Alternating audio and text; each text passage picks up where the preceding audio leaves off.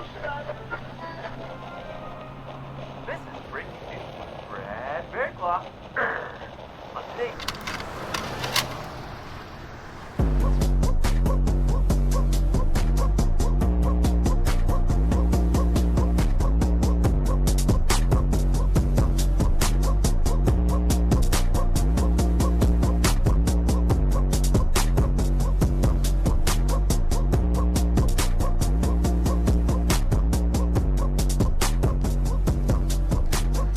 What's up, fam? Welcome to Off the Reservation, a show that's got all the beats.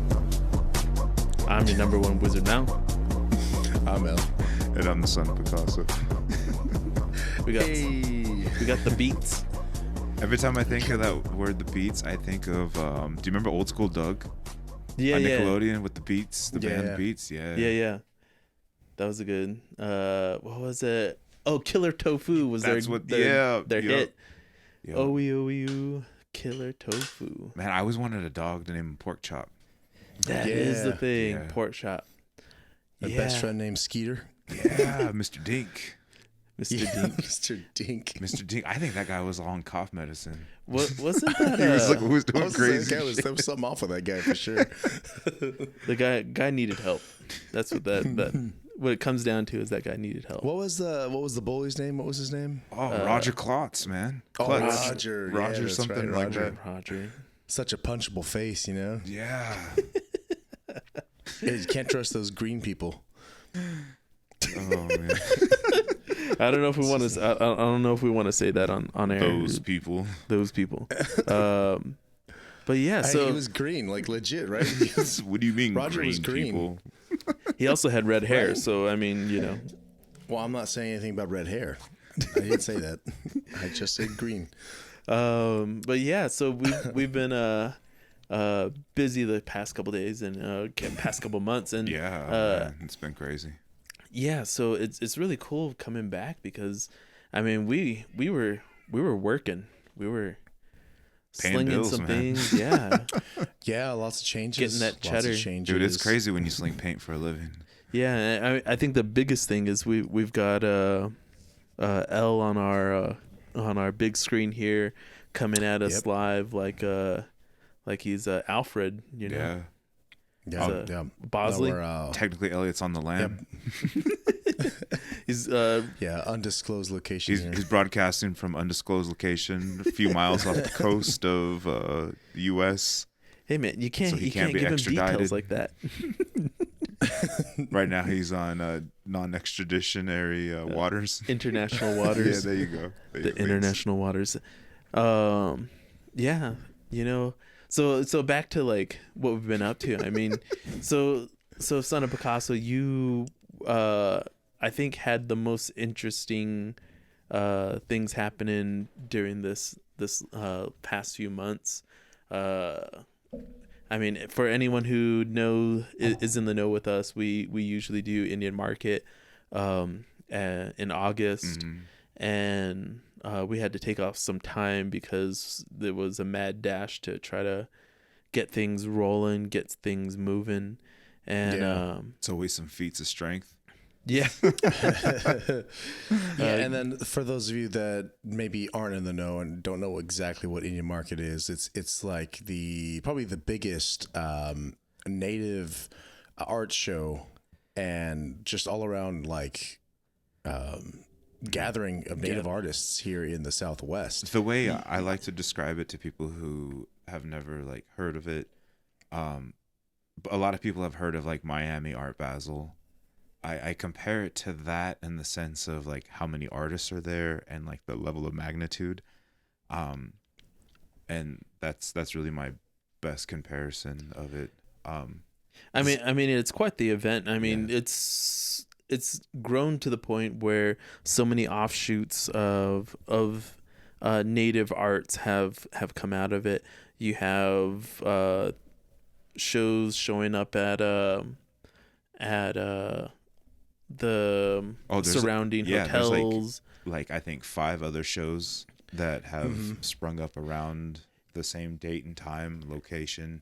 Yeah, And like they've Piggybacking. all grown exponentially to where they all have their own group of artists that have really made those shows, something. But at the same time, I think it also kind of shows, I mean, if we're being honest about it, and like that's one thing that I always love to talk about on this podcast is that level of honesty.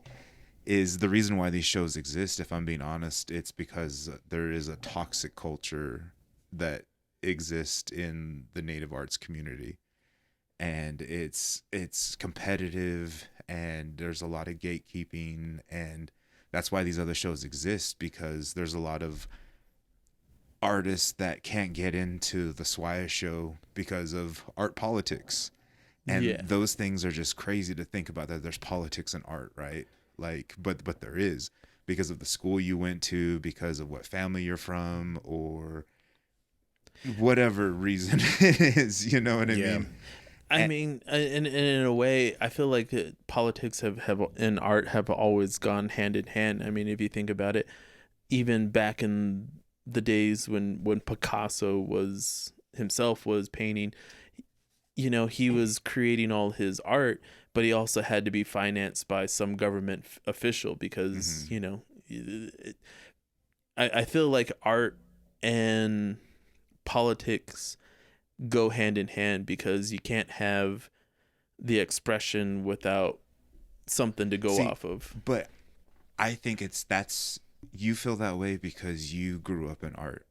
To the people that don't necessarily grow up in it, they don't realize that is even there. They are like, oh, art is flowery and should be beautiful, and it's non-competitive, and do you know what I mean? Like, believe in the art theory. Dude, do you know what I mean? We're all starving. I know. And like, we are on the essence on the other side, and we're like, we know that that's not the case. Do you know what I mean? Like we know that you can have like a beautiful Monet up on your wall and yet still be hungry. Yeah. You know what I mean? Like I used to have one of my homies had this girlfriend who like was a painter, right? And like literally, like, she would always like be like, how can you sell your work? How can you sell your children? They're your children. How can you sell them? And I'm just like, and like, I would always look at her and be like, it's just crazy to think about. Like, I'm blessed enough to be able to sell my work, right? Like, that itself is a blessing. You know what I mean? And like, it would be fun to talk art theory and like have that argument back and forth, like over a bottle of wine. But like, it's just like, at the end of the day, the layman's don't realize that there is art politics. Yeah. You know what I mean?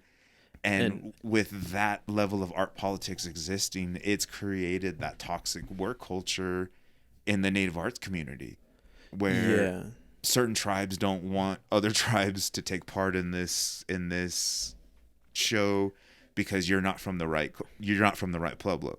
Do you know what I mean? Like, I remember calling in, or you're not a real native. Yeah, like I remember calling for an artist all call at the Pueblo Cultural Center, right? Yeah. And like, I call and like, I'm like, hi, I heard you were looking for artists to participate in this. And she's like, well, we're looking for native artists who are really in the community.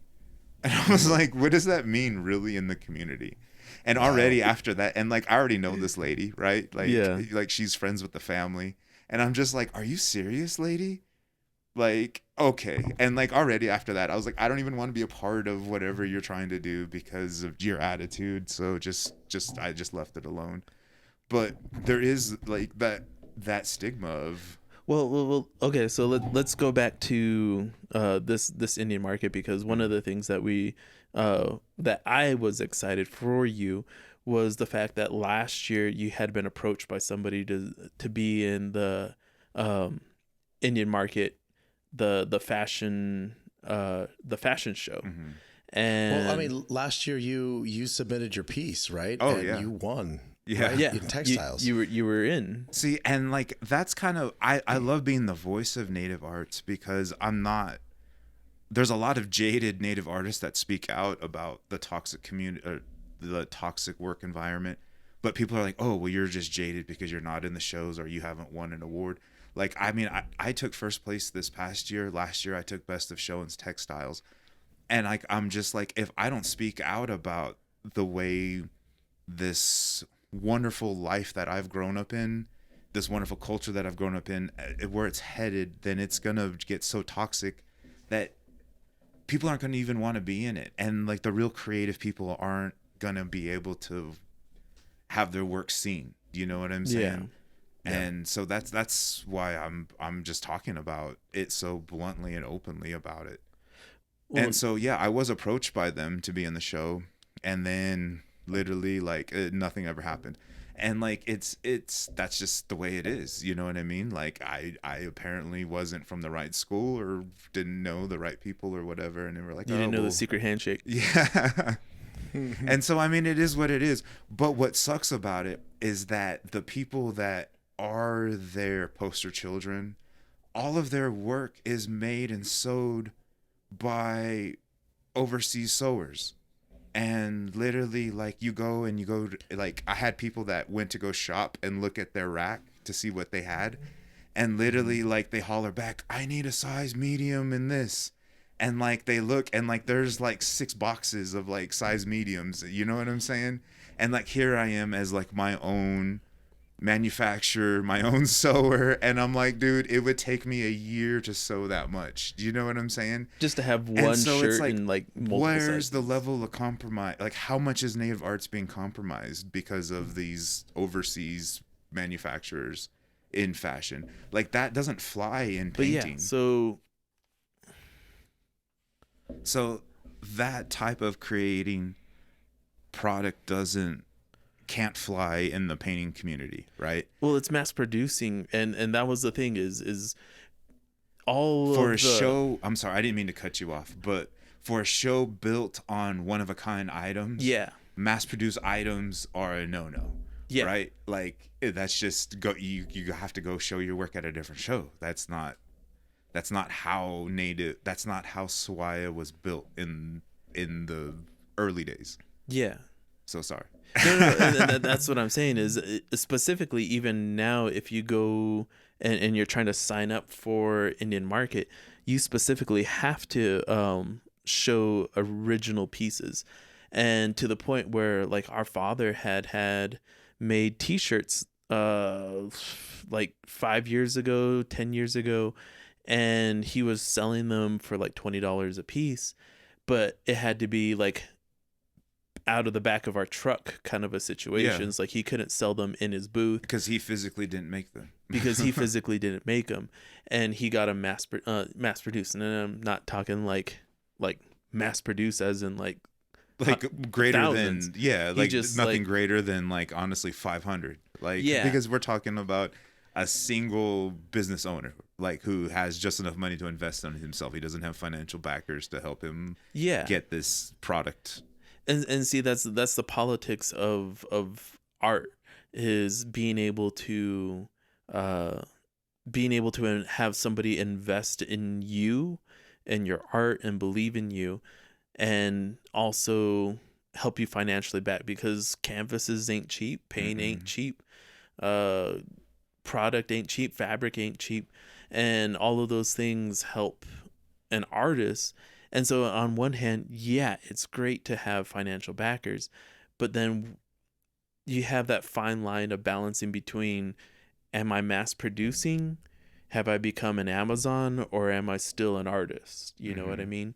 And I think that's the conversation of, That was like the best way to describe it, is, have I become an Amazon, like a Fashion Nova, or am I still an artist, right? yeah. And like, I think that if we as other artists don't hold other artists critical, then we're just almost co-signing to the bullshit, right? Yeah, and that's the thing, is there's nothing wrong with being an Amazon. No, there's I mean, nothing wrong. However you pay your family, however you buy your food and pay for your family and do all of that is good. But trying to go to a place that's got this idea of, this is high quality art. This is made in native land by native hands. Yeah. Right? Like, that's the key factor. Like, it's made on native land with native hands. Yeah. And their product is not. It's a fugazi. It's a fugazi. It's a fuwazi.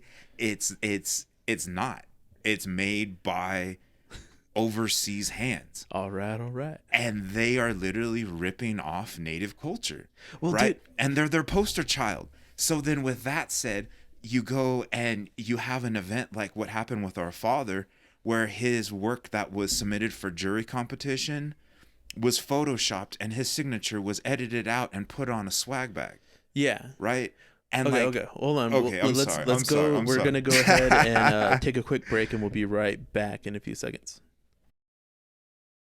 All right, and we're back, and yeah, we were talking about the Fugazi, Wazi, the Woozy, rookie Fuzzy numbers. Wuzzy. Yeah. But yeah, so go ahead and take us back to that. Like the Swaya had, you're saying Swaya had photoshopped an original piece. Yeah, so let me give a little backstory to this whole thing, right?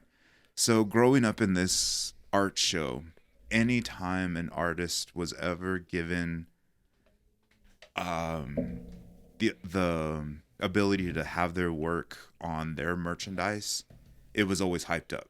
Yeah. It was, your work was selected, congratulations, and there was like a little mini press release let out, right?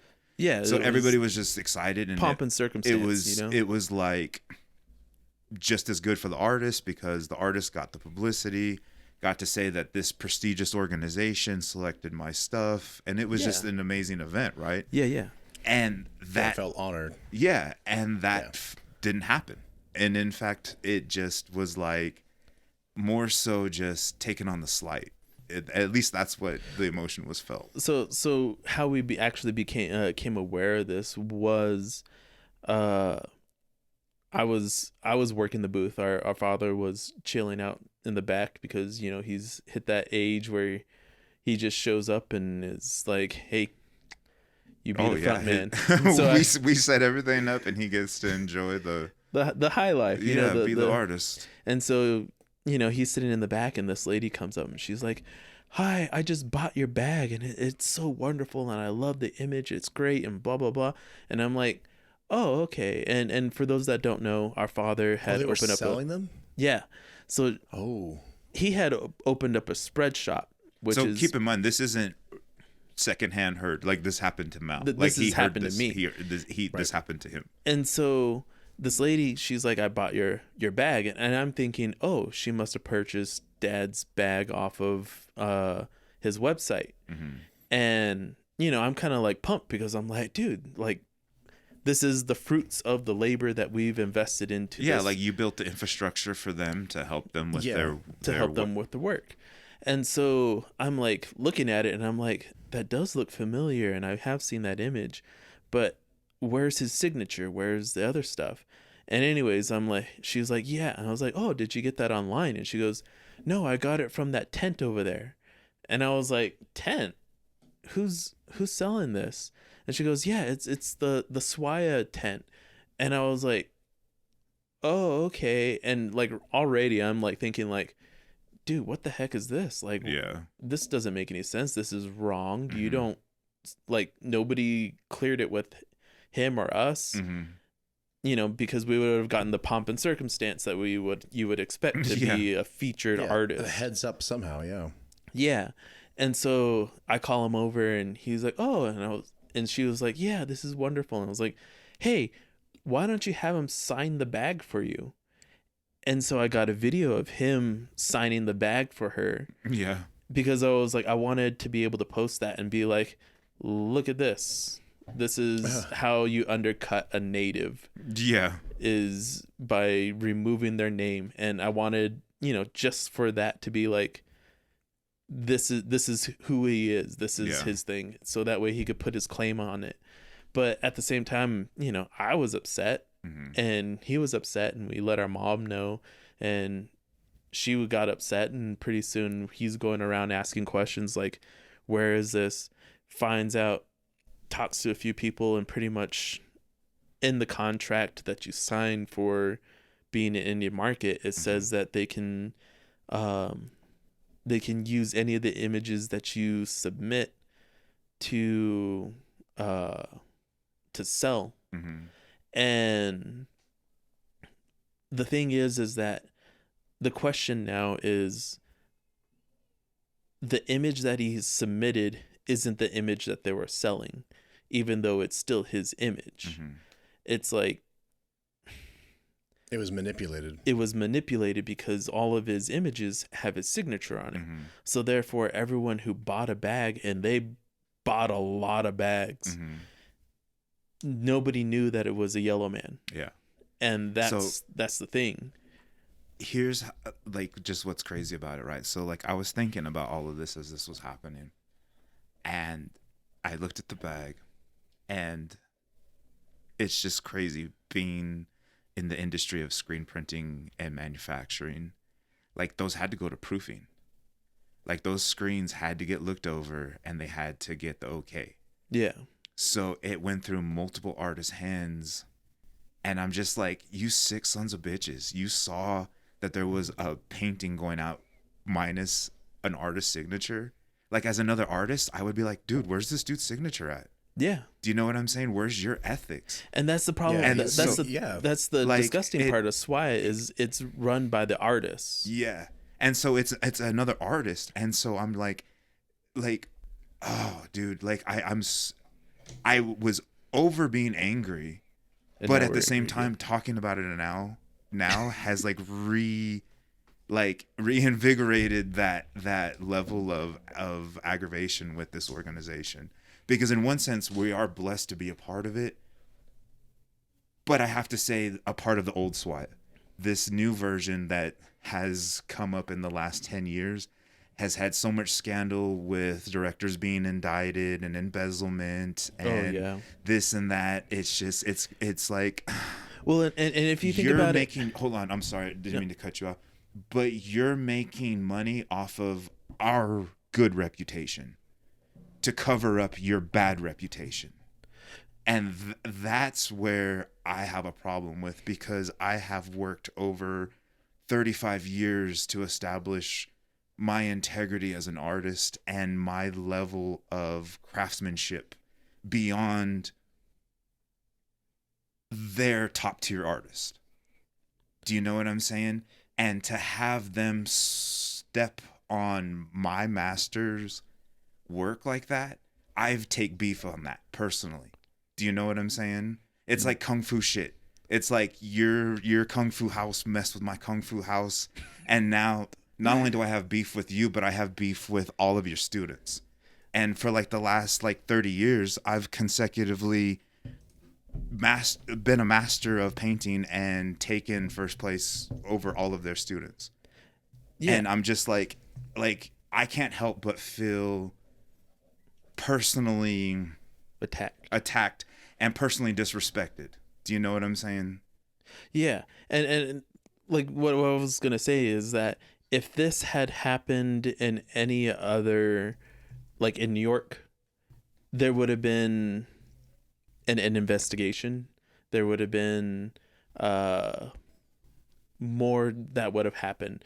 You would have heard more about it. It would have been in the news because when things happen to Native Americans, nobody cares. No. Just like I mean, like the worst thing, you got missing and murdered Indigenous women, and they're asking, hey, can go and check out the landfills. That's all we want you to do. Check out the landfills. And nobody's pushing for it. Well, the people are pushing for it. The natives are pushing for it. But as far as like political officials, anyone who has the authority to actually say, hey, gather up your people, go out there and take care of it, nobody's pulled the trigger. And so therefore, just like this, and everyone may be like, well, missing and murdered Indigenous women versus embezzlement and infringement and all these taking advantage of Native American artists is not the same thing. One is people's you're playing with people's lives here, and you're undercutting them. You're not following through. You're playing with their families, the hearts and minds of a generation, because once you discredit and stop paying attention and stop pushing for justice in one area, you're willing to deny justice to an entire generation and an entire sect of people.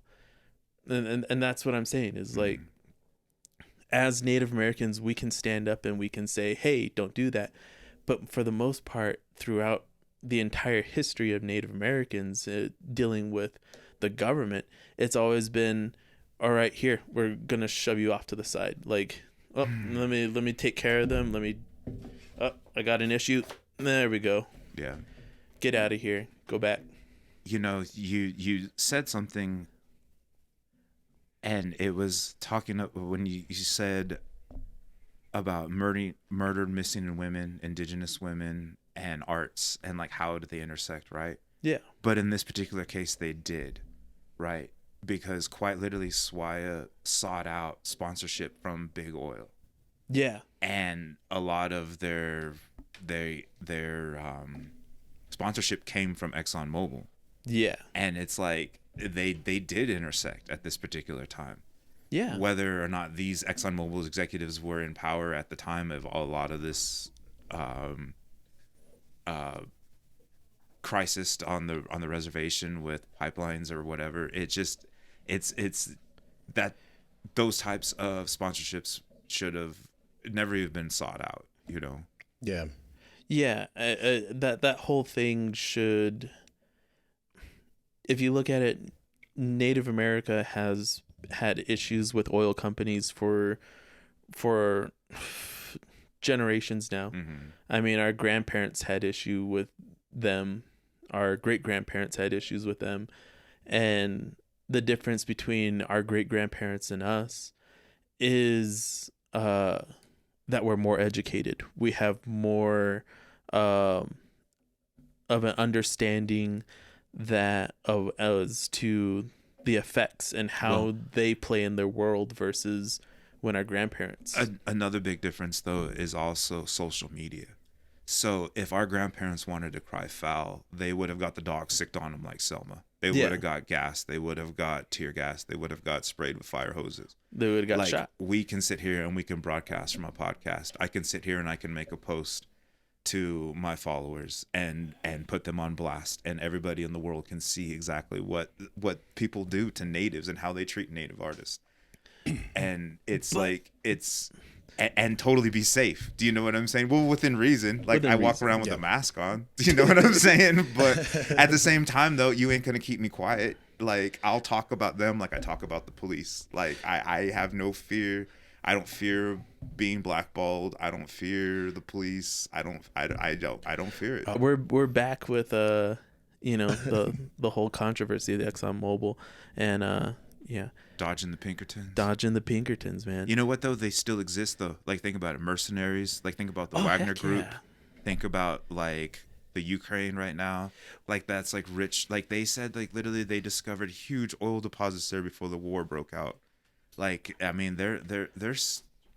I don't it's ExxonMobil, know, dude. But yeah, I think that's the thing is we look at it and so many people have been pushed around and put down quietly. But the thing that I think is interesting is when ExxonMobil was discovered to be a backer of this year's SWIA, the Indian market, natives were speaking Upset. out about it, and there were it definitely raised some eyebrows, right? Yeah, I mean, people were like, wait, we're accepting money from who? You know? Yeah. And the thing that we ended up seeing is that when people started speaking out about it, natives were like, hey, this ain't right. What are you doing? Yeah. Suddenly their posts on Facebook started disappearing. Their comments, not their posts. Their comments. It doesn't have that much reach. But people's comments on like the posts that were being made were getting taken down, you know, because people were questioning it. Like, why wouldn't you question it, you know? From an industry that has done so much to destroy communities, whether they intended or not, you know what I'm saying? Yeah. Whether they're spilling oil in the ocean or drilling on land or sending a pipeline straight down the middle of the United States. I personally take this as an offense because my clothing brand is called Products of My Environment. Like, I've built my clothing brand on sustainability, and to have it be sponsored, be in a show sponsored by ExxonMobil, So I dropped out of a fashion show that was supposed to happen just a few weeks ago because there was a scandal with some of the promoters being inappropriate with a few models. And I'm like, I have models that are going to be at this show that I have built friendships with. And I'll be damned if people that I work with that I'm bringing to an event are unsafe. Do you know what I mean? Right. And those are just people. Like, and I'm not talking about my brainchild, my baby, my brand being in an event that's sponsored by ExxonMobil, you know, and to be made aware after that, I felt violated. You know, it wasn't the vibe. And that's kind of how I felt about Swaya being in a part of it for over the past 30 years. Like, I've told people this, that I've showed under the same tents for the past 30 years. I've showed my work in the same stalls that have been there for the past 30 years that have just gotten a new coat of paint on them. Yeah. You know, there's no reason why people are going to take native art serious if the people that are at the pinnacle of native arts are showing in horse stalls. That's quite literally what it looks like. Yeah, it looks like horse stalls. It's rough. And you're not going to have a big company from Tokyo come and buy a $50 million shark like at the Miami Art Basel. Do you know what I mean? Yeah. Like you're not. Because, and you have to ask yourself why. Why is native arts purposely kept archaic? And you have to tell you, and you have to look at it and be like, well, because a lot of it is built off tourist dollars. Exactly. They love making that idea of we're still living in teepees and we still have to show our work on the ground, on the floor. Yeah. Right. And I get that was traditional back in the day with the potters to show up and show their work on the ground. Right. Well, Yeah. you know why, though? Because Rubbermaid didn't exist back in like the 50s. Right. If grandma had a Rubbermaid folding table, grandma would have used it and put it on a table. You know what? That reminds me. So, we had with the company that I work with now, we have a guy who came from Florida, and he was talking to my wife and was like, "Yeah, I'm really interested in Native Americans. I have ancestry that are Native American. I wanted to like see the Native Americans in this area and see how they are and what the thing is." And so my wife was like, "Oh, go check out this, and this." And yes, go visit Santa Fe.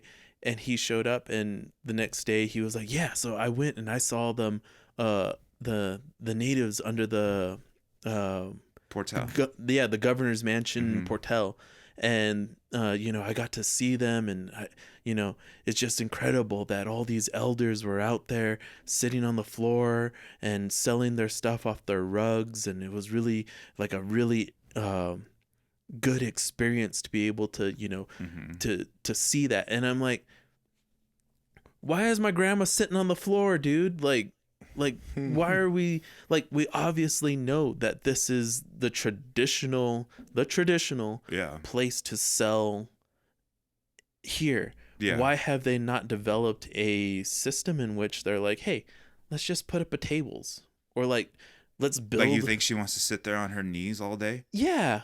Or to sit there in the chair. I mean, I'm like, go I was ahead. just say, like, let's be honest though. People want like you said, we want an experience, right? Yeah. The experience. Like, people want an experience, and so, like you were saying, like, is the innovation in native arts not catching up fast enough for us to be able to deliver an experience that isn't like in the 18th century? You know what I mean? Yeah. Like, It is, because I have to say that in order for me to get to the next level, I have to do white shows. Native arts isn't prestigious enough for me anymore. The SWI isn't prestigious enough for my work to get me out to the next level. Do you get what I'm saying? They can't keep up, No, they like, can't. They just can. And or they refuse to. It sucks to say that. It really does. But as a businessman, I have to look at the facts, and that's the facts. And so what it's done is it's forced me to do non-native shows, and look at the level of red carpet that they roll out for their artists. Yeah. And then I look at the booth fee that they charge, and I'm like, I'm getting taxed with these native shows, and these white shows don't charge me more than $200 to show in the exact same location in the exact same event and give me free parking. Do you know what I mean? Yeah. And I'm like, what? Do you get what I'm saying? But how many other native artists are even aware of this? You know? Yeah. And so if I don't say something, then it's just going to keep going on and keep going on and keep going on and keep going on. And I'm done. I'm done. Yeah. I don't have to do it. You know? It sucks to have to say that, but if nobody speaks up and like whistleblows on this whole thing, and that's what I've always preached about, is things will not change until people have the courage to say something, right? And so speaking up and saying something about why all of these offshoot shows exist, well, it's because the elders that were in native arts couldn't keep up with these younger people with social media, and they got pushed out, and now they have to do free shows, right? They have to do these shows that are less prestigious because they're not influencers. They don't have, 2,000 followers on Instagram. So then they're not worth it, right? And like that's the facts. And so people were like, we have to band together to still be able to show, because everybody knows that Indian market time is the time to make money during native arts. Oh yeah, hotels around that area And have if you don't 20% show markup. and you're a native artist and you don't show during that weekend, you're not going to make it long in native arts. Well, and Right. you look at it like I know we're trying to get close to the end here, but if you look at it, if you're a Native American artist coming from Gallup all the way to Santa Fe, New Mexico, Gallup, New Mexico, Santa Fe, New Mexico, there's no way you're making that trek all the way from Santa Fe to Gallup to Santa Fe and then leaving Santa Fe to go back to Gallup. Oh yeah. You're going to have to stay there. So therefore you're forced to pay to stay in a hotel. You're forced to eat and feed your family in Santa Fe. Therefore you're paying the same money that the wealthy family who came from New York to vacation in Santa Fe, you're paying the exact same amount of money for the same housing, the same food, the same parking. And therefore they're getting to double dip twice, because you're there to make money, but you're also having to spend just as much money as everyone else. And it's Just to participate. And it's ridiculous. It's difficult. And to the point And on where top of it's that, not they're even out there selling your products. Yeah. You know what I mean? Like, wow. Plus And so- that 30,000 they got from ExxonMobil. Yeah. You know, Well, It's like, why am That's I crazy, paying man. That's crazy. so much in my booth fee when you got ExxonMobil? Like, why doesn't ExxonMobil cover my booth fee? Come on. well, like let's put it this way, right? So like my booth fee this past year was like over $5, right? yeah. Like your booth fee was double that Yeah. for the double sized booth. Yeah. So like think about how many artists are there, man. Like we're talking millions of dollars in booth fees. Yeah. And then to get screamed at by parking enforcement. Do you know what I'm saying? Yeah, I'm that- just Yeah. like when you do these other shows and then you come back and you do what it's the should camera. be the pinnacle of native arts. Yeah, we're back from that break. It's been an emotional day. But yeah, we're the fact that we have to spend so much to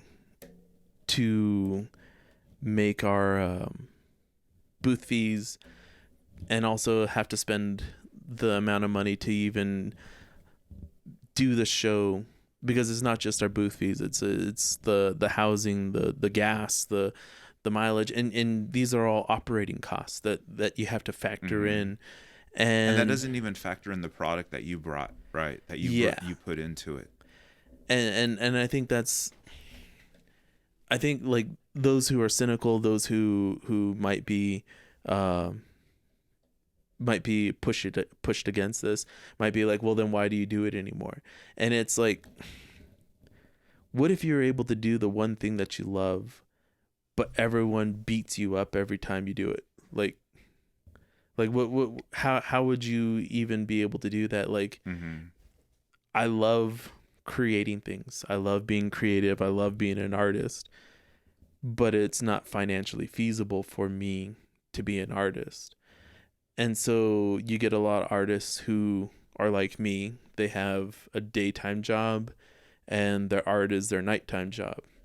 And so they pull double duty trying to do these things, which puts them at a disadvantage, because you have those who have the financial backers pushing them to and providing for them financially to be able to, so that way they can spend half their day on social media pushing their product, advertising, pushing their product, and then the rest of the day, the other half of the day, drawing up designs and new ideas and dreaming.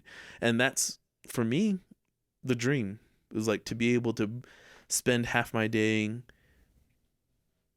you know, the majority of my time creating, but creating isn't going to put food on the table. You know what I mean? And so I think that's the difference between the older generation and the younger generation of native artists, because you have our elders who spend all their day making beautiful keychains and beading, loom beading and doing all those things. And these are time consuming things, or weaving rugs. And yet they don't have anyone to put it out on the internet. And so you get companies like Pendleton and I can't think of the other ones. I just saw a beater had her work ripped off by Temu a few weeks ago. Like it just, and like a ton of memes came from it, and it's just there is a shortcut to being an artist, right? Like these artists, and what sucks is to see native artists take that shortcut and undercut other creative artists. You know what I mean? And you're like, well, you know, that's creative enterprise, and you're like, well, that's fine. That like free market is definitely a thing and exists, but at shows where 101 items are supposed to be the standard, they most certainly should not exist. And to see people take a blind eye to it and think, oh, this is native fashion made in native hands on native land is just fugazi. I remember 2-3 years ago I had made a t-shirt, and I mean, I just took a t-shirt and did some cool designs and stuff on it. But I remember somebody came up and was like, can you sell that here? Is that okay to sell here? And I was like, it was one of my old t-shirts that I designed. Like, I don't have any others. And they ended up getting some more officials, and they came over and they were like, you don't have any more, right? I'm like, no. And they're like, okay, well, we'd like you to take it down. And I was like, yeah, can I just use it as display then? Because if I take it off, then because I also had like a breastplate and a few other things like draped on it. It was on a mannequin, and the t-shirt under it I was also selling. But then I was like, can I just leave it up there and just say that it's not for sale? And they were like, no, we'd like you to take it down. We're the only ones allowed to sell t-shirts here. And I was like, this is ridiculous. All right, fine, whatever. And so I took it down. But I mean, like, it's going around and seeing people selling boxes and boxes of t-shirts. And I guess that's the thing, is like mass production versus one of a kinds at any market. Yeah. What is art? What is native arts? And how does this all feed into one another? You know, is that kind of thing. I guess so now that we're getting close to the end here, Son of Picasso, do you have anything you want to say? Like, what can we take away from all of this? What I mean, I feel like we've already discussed a lot of like what we can do. You said it all, man. You said it all. Man. I mean, in summary, is there a way we can like put on a nice little tag here at the end? You know, stand up for yourself. Yeah. You know, you got. I guess just use your platforms to speak out on what you have a stake in, because it couldn't it like it just doesn't have to be like in native arts. It could be like the school board you're involved in. It could be like whatever you're involved in, your HOA, you're trying to force you out because you're a person of color, whatever it is. Like if you don't speak out about it and you don't make it public, because it's happened in public, right? Yeah. Like what was done in public. Just make it more publicer. Like to quote the redheaded ginger off of TikTok. Like it happened in public, make it publicer, blow it up, and let the world see how people treat people of Each color, other. you know? Yeah. And that's how things change, unfortunately. Like it's like social media is like the new Yelp. You know what I mean? Like it's like you can leave a Yelp review, you can leave an Instagram post, you know what I mean? And let 14,000 followers see how Swaya likes to perpetrate, you know? You know that this makes me, what you're saying makes me think there was a beautiful saying that came out of the My Favorite Murder podcast. Mm-hmm. And I'm sorry for all of you of tender years, cover them now, but the saying is fuck politeness. Yeah. You know, like you got somebody perpetrating on you, you got somebody creeping you out, you know. Mm-hmm. Naturally, as Native Americans, a lot of us don't like to cause waves Mm-hmm. because we're worried about that. But you know what? That's what they're banking on. That's what they're hoping that will happen, is that you will be too timid, too meek, Too scared to say something. And so you see something, you say something, you know. Or if you are scared and you want us to say something for you, by all means, drop us a line, send us a message, and we'll make your event, whatever's going on in your community, more public. Yeah. Yeah, I'm curious, right? Because so all of this stuff happened this year with y'all's just a family. few months ago. Like, you know, up there at Swaya. You know what I mean? Like you had firsthand accounts. You know what I'm saying? Yeah. I'm interested if anybody else had similar experiences this year. You know, did something happen to you this year at this event where like you're like, hey, that doesn't seem right, and maybe you weren't sure, maybe you just like thought, well, maybe it was a mistake, or maybe I was the only one, you know what I'm saying? But like, hey, if that happened to you, right, like let's talk about it. Like that, I would be interested to see if anybody else has been affected by this, because it's very I don't know, like it doesn't feel right. You know what I mean? You know, when you have that like feeling inside you that something's just not right. And like, that's I guess what's happening here. I guess that's what makes me more mad about it, is like a lot of this infrastructure of this show is run by other Native artists. And so I'm just like, yeah, I got my eye on you. I got my eye on you and you and you and you. You know what I'm saying? Yeah, it makes you question their yeah, motives, I'm right? like, yeah, it's always what are they here for? What do they say? It's always the smiling faces that come up and like greet you at like, you know, the shows. Those are like always the snakes. You know? Yeah. I mean, this whole thing reminds me of do not go gentle and into that good night. Yeah. You know, don't let what happened to you go by quietly. Mm-hmm. You know, if you want, you can reach out to us.